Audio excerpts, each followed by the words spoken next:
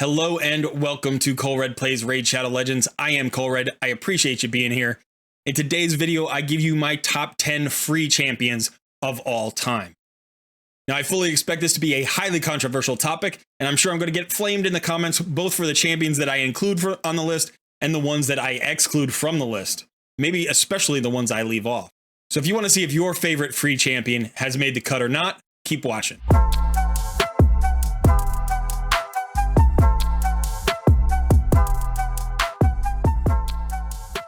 Now, quickly before we get started, just a little channel business. We are doing a subscriber push. I'm hoping to get 5,000 subscribers by the end of 2023. So if you've been watching the channel and enjoying the content and you're willing to help us out, there are a few things that you can do. First, click the like button on this video and any of our videos that you enjoy so that we get those videos out in front of as many eyes as possible. That will help the channel grow. The second thing you can do is, if you're not a subscriber, please subscribe to the channel. That's going to help us reach our 5K goal. And then third, if you're really interested in helping us out and willing to go above and beyond, link one of our videos to your Discord community or clan mates and help spread the word about Colred Plays. Thanks so much for the support. I truly appreciate it. Now let's get to the top 10 list. Okay, so first, some ground rules. I fully expect to get flamed for this topic, but I want everybody to know why I've built my list the way I have. This list is not the top 10 best free champions in the game. I think that is an entirely different video. This is a little bit more of a personal video, and I think it's going to be more insightful than that particular video. Because sometimes when you're an endgame player like I am, you have a lot more knowledge and access to all of these champions. And so you look at them differently than you might if you were on a brand new account or 3 months or 6 months in, and you're still looking ahead to collect some of these champions. So my focus in building this list was choosing 10 champions that helped me the most on my main account and on my other accounts in terms of progress, versatility, longevity, and accomplishing the goals that I set for myself in Raid Shadow Legends. So keep that in mind when you decide if you're mad at me because I left your favorite champion off the list. The other thing to note about the champions on this list is they are all currently free in the game to everybody. So what that means is there are no past fusion champions on this list. There are also no temporary login reward champions from the past like Ninja or Artak. So you can get every champion on this list starting today. Now let's get to our first champion. Okay, now number 10 on my list is Yakarl the Scourge. He is a Void legendary from the Barbarians faction. He's an amazing champion, and you can get him by collecting his fragments from your clan shop. Now, the reason he isn't higher on this list is because he takes a while to acquire. Your clan needs to be at least level 9 to access Yakarl the Scourge, and then it's going to take you a minimum of 20 weeks to collect all of his fragments. The fastest or earliest I've ever gotten this on an account is probably around 8 or 9 months. And although he's always provided a lot of value when I've picked him up, I think if you could get him faster, he'd be even more valuable, and that would move him up the list. So very quickly, he is a high damage champion with a lot of CC based around freezes. He has a double hitter on his A1 that can freeze. He ignores some defense as well. He's got a great A2 here. So this A2 places a decreased speed, 100% chance of placing decreased speed for 3 turns on a 3-turn cooldown. In addition, it places a freeze at 100% chance. In addition, it has a 100% chance of stealing 100% of the target's turn meter. And then it places an increased speed on Yakarl. And then finally, it ignores 50% of the target's defense if it's under a freeze debuff. It's a crazy strong skill. It is a single target hit. If it were an AoE, it would break the game. His A3 is the AoE. This has a 75% chance of a freeze. It has a 100% chance that it's conditional based on turn meter. And then finally, his passive increases the damage he does for every champion with freeze in the fight. And then he also decreases the damage he receives for every champion with freeze in the fight. And then finally, he places an unkillable on himself for 1 turn whenever he kills an enemy under a freeze debuff. This is on a 3-turn cooldown. Finally, nice aura, ally attack in all battles by 33%, which is a very healthy attack aura for all battles. You can use them in a lot of places. I would highly recommend that if you are level 9 in your clan and you have access to Yakarl, skip over Yannicka and go right to Yakarl the Scourge. He's going to provide so much more utility and value in Doom Tower, in Hydra Boss, in any wave content in arena. He's just a beast everywhere. Remember, he's void, so he never weak hits. You're going to want him fast, you're going to want him with speed, and you're going to want to have him hitting as hard as possible. Okay, moving along, number 9 on my list is Lydia the Death Siren. And if you needed more proof that this was not a top 10 best champions in the game, she is sitting here at number 9. Obviously, she could be number 1 or 2 on this list if we were doing like power rankings. The problem with Lydia for me in terms of my experience with her is that it took me 2 years to get her. You have to complete all of the faction crypts up to 63 stars in order to collect her. It just took me a really long time to do that. Now that I have her and have her built out, I'm using her in all sorts of places in the game. She's playing in Arena, in Live Arena, in Hydra, in high floors on Doom Tower. I'm putting her in against all sorts of bosses to see what she can do. She's got a great kit. Her A1 has a chance of placing a fear. This is a 100% chance when booked. She also can extend the duration of any poison sensitivity debuffs, which she places with another skill. She will also counterattack whenever her allies are CC'd, so you may want to build her with high resist if you want to get this fear out there as much as possible. Because remember, if she's stunned, she can't do it. Her A2 is an AoE that has a 100% chance of placing the big decreased defense and big weaken on all enemies. Remember, she's void affinity, so she'll never weak hit with this, so this will increase your team's damage by a lot. In addition, she's going to buff your team with a strengthen and an increased speed as well. This is on a 3-turn cooldown. This is an amazingly powerful skill and makes her viable pretty much in every fight in the entire game. Her A3 is a double hitter that has a 100% chance of placing that poison sensitivity that she can extend with her A1. The second hit can also place a block buffs and a block active skills debuff for 2 turns on a 3-turn cooldown when booked. Block buffs and block active skills are both great. Block buffs is good in PvE or PvP, whereas block active skills is primarily in PvP. But this is another skill that's going to allow you to use her pretty much everywhere. You can get her in the arena. She's very valuable there. And then we have this god tier passive. This denies enemy revive attempts. This works even if this champion is dead. So if she's alive when an enemy revive is denied, she'll revive all of her allies with 50% HP and 50% turn meter. And then if all of your allies are already alive, she gets an extra turn instead. So she always gets some value when a revive goes off on the other team. If she's dead, then she'll revive herself instead of your teammates. This skill ignores block revive. So if you're coming up against a block revive champion in the arena, say like Foley or Mortu Macabre or somebody like that, you can put Lydia on your team, and then you don't worry about those block revives as much because she can always revive your team. This is on a 7-turn cooldown. It's very long, but sometimes you only need it once to win the fight. So number 8 is our only uncommon or rare on the entire list, and that is Shieldguard.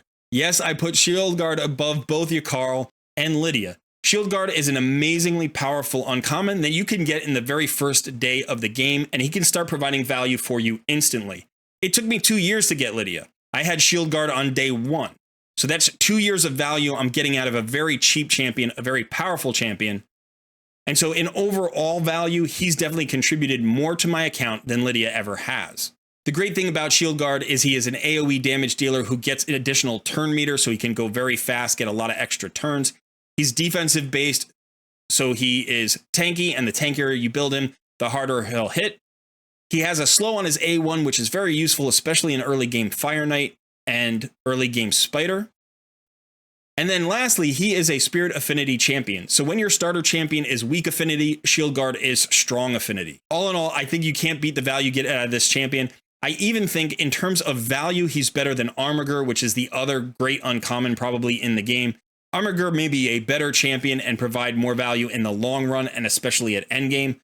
But I tell you what, getting Shieldguard early in an account can really change the way your account progresses. And for such a small investment of resources, and when you consider that this is a champion you can get right away, and he provides incredible value for the duration of your account, I don't think you can argue that this champion is perhaps one of the most valuable champions in the entire game. Coming in at number 7 is Drexthar Blood Twin. Now, Drexthar is a champion you can get from the 3v3 Arena Bazaar.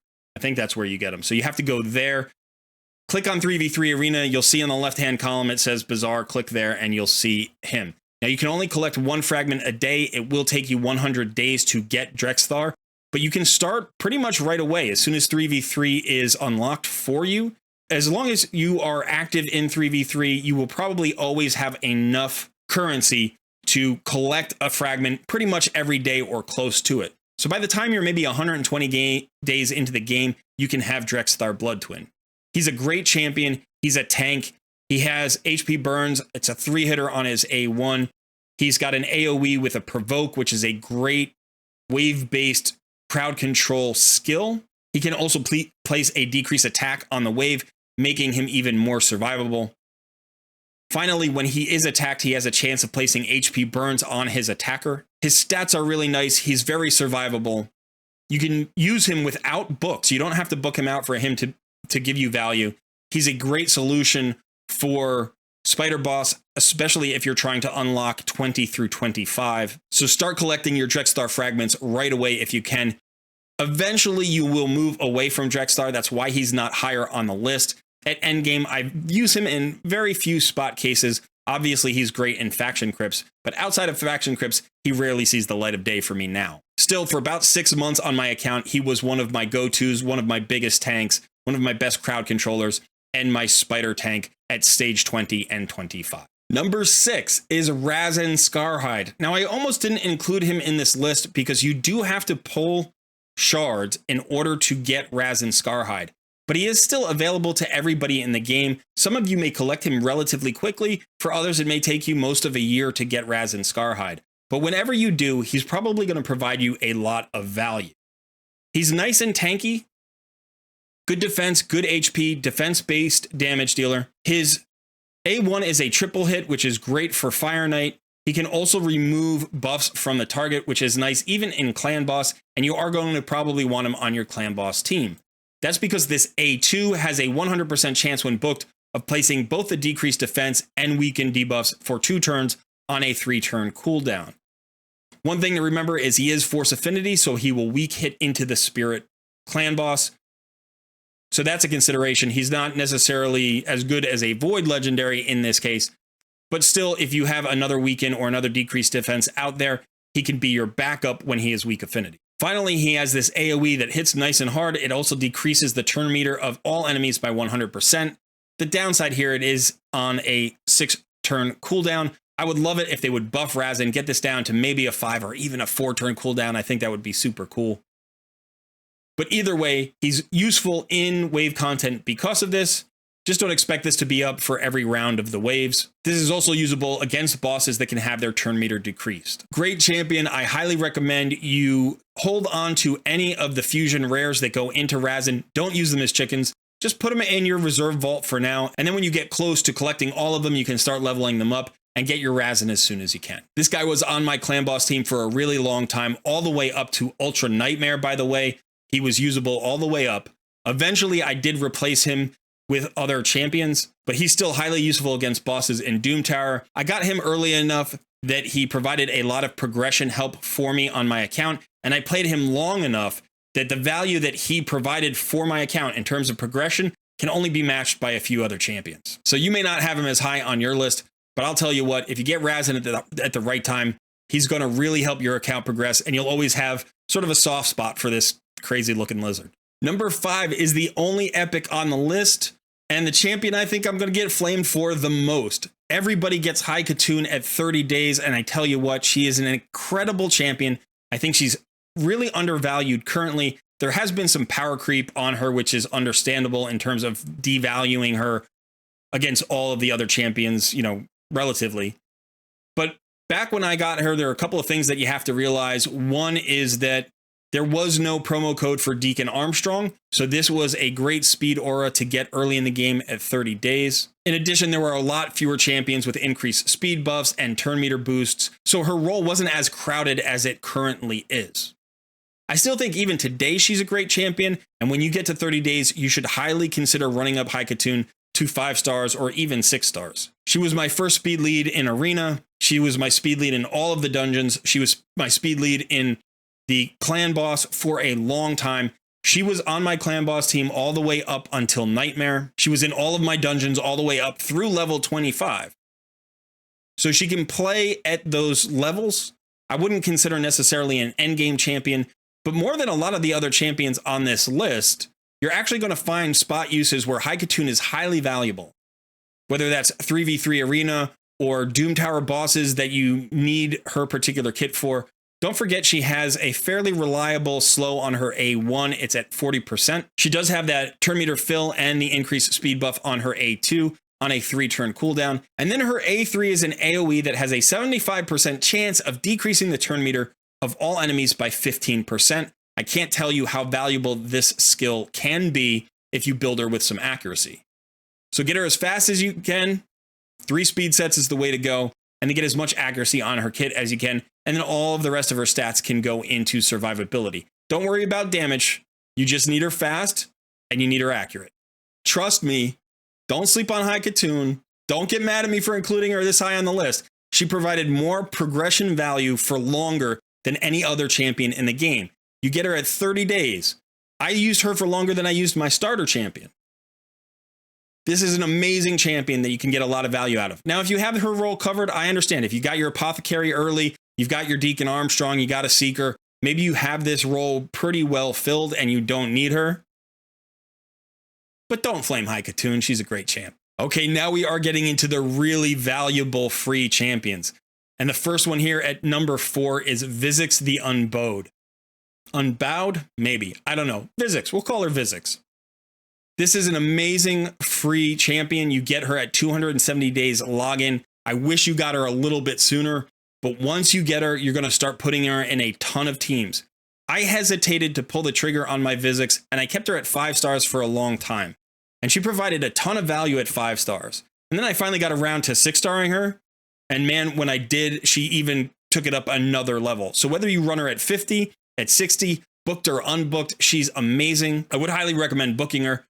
Let's look at her kit. Her A1 is a double hitter.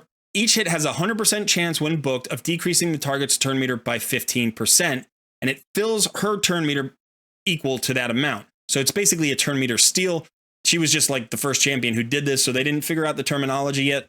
But this is a turn meter steal.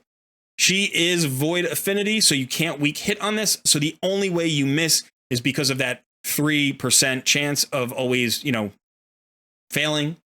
As long as you have the accuracy. Her A2 is a great skill. I love this skill. On a 3-turn cooldown, she attacks all enemies and has a 100% chance of placing decreased speed debuff for 2 turns. Great in Hydra, great in Doom Tower, anywhere you need an AoE decrease speed. Again, no weak hits. This also places an ally protection on all allies except this champion for 2 turns. Again, on a 3-turn cooldown. You have to watch out because although she's tanky, she's not so tanky that this ally protection won't kill her. So usually if you're going to use her for this ally protection buff, make sure you get her in something like a regeneration set or bring another champion that's going to add some survivability with maybe a strengthen or increased defense or at least a lot of heals. Finally, she has this second AoE that provides a provoke for 1 turn and places a shield on her worth 20% of her max HP. The shield isn't huge, but an AoE provoke is huge. That's an amazing ability. So she is a Doom Tower goddess. She has turn meter control for individual champions and for all of the bosses that can be affected by it. She has a slow for all of the waves and all of the bosses that can be affected by it.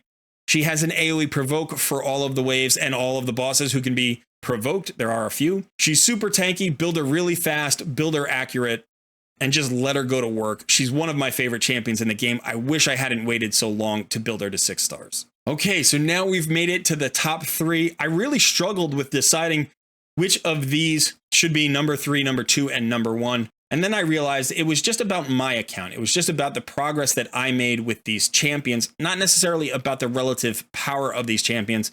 And once I remembered that, it made the decision a little bit easier. So for number 3, we have Mithrala. Now, I actually think you could make a very strong case in saying Mithrala Lifebane is the number 1 strongest, best, most god tier free champion in the entire game. That's probably a claim I would make. I think she's better than Lydia. I think she's better than Ramantu. She's better than all the other champions that you can get for free. This is an amazing champion. You have to collect her fragments from Hydra clan boss, but you can actually get her relatively quickly if your clan is actively pursuing Hydra clan boss and you're doing multiple tiers of difficulty every week. So just do the easy and the normal, or normal and hard, or whatever the first two difficulty levels are there.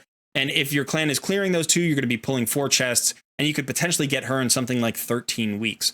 That's a lot faster than you can get Yakarl or Drexthar or Arbiter. So this is a champion that you can collect relatively quickly once you start. And she provides so much utility. She has amazing stats, speed of 109, great HP pool, great defense. She's got resistance and accuracy in her kit. Let's look at her kit really quickly. A double hitter on her A1, it is random. Each hit has a 100% chance of placing the large poison debuff for 2 turns. This allows you to use her basically everywhere. You can use her against Fire Knight if you wanted, because it's a double hitter. You can also use her against all bosses that you like poisons against. That's pretty good. Use her in clan boss. Great A1. Her A2 is a phenomenal skill. It's an AoE. It hits decently hard, by the way, and it places a hex debuff for 2 turns on a 3-turn cooldown.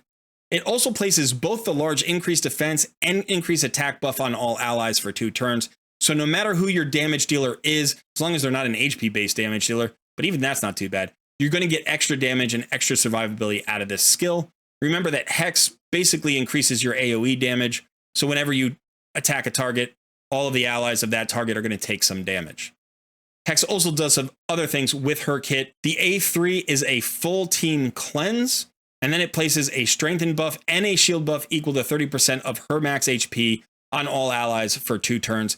Incredibly powerful skill. Again, you are getting increased defense, increased attack, strengthen, shield, and a cleanse all from one champion. Remember, she's void affinity. She can't weak hit. Sound good yet? And then finally, you have her passive. So whenever this champion is attacked by an enemy under a hex debuff, she has a 50% chance of applying a petrification debuff on the attacker for 1 turn. If an ally is attacked, that drops down to a 30% chance of petrification. So let's talk about petrification for a second. Basically, what petrification does is it kind of stuns a target. It's a CC like a stun.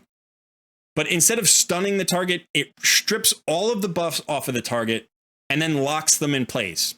Basically turns them to stone, right? She's like Medusa. So she turns them all to stone.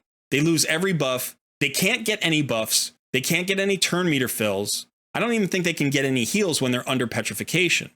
But they also take less damage. I think it's like 50% reduction of damage. But still, it's a great debuff.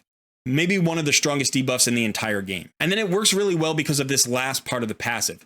Increases this champion's resistance. The amount by which it is increased is equal to the amount of accuracy this champion has. So every point of accuracy becomes a point of resistance. She is a debuffer that you want to land her debuffs even against like high-end Doom Tower, high levels of PvP. Build her with as much accuracy as you can get onto her. Get her to 600, 700, 800 accuracy if you can. Whatever you can do to get accuracy on this champion, you want accuracy. Now, this will increase her resistance by an equal amount, meaning that she will always be available to use this A3 and cleanse your team. So she is the perfect cleanser in the game. And she's probably the easiest one to build with full resist, so she's never going to get CC'd. Unless you come up against like a Siphi who has a CC that can't be resisted. So that's maybe her Achilles heel, her one weakness. Finally, you even get more accuracy in all battles by 80. That is a big number. And remember, this also increases her resistance, so you can use her as a lead in arena if you need that extra resistance. Amazing champion.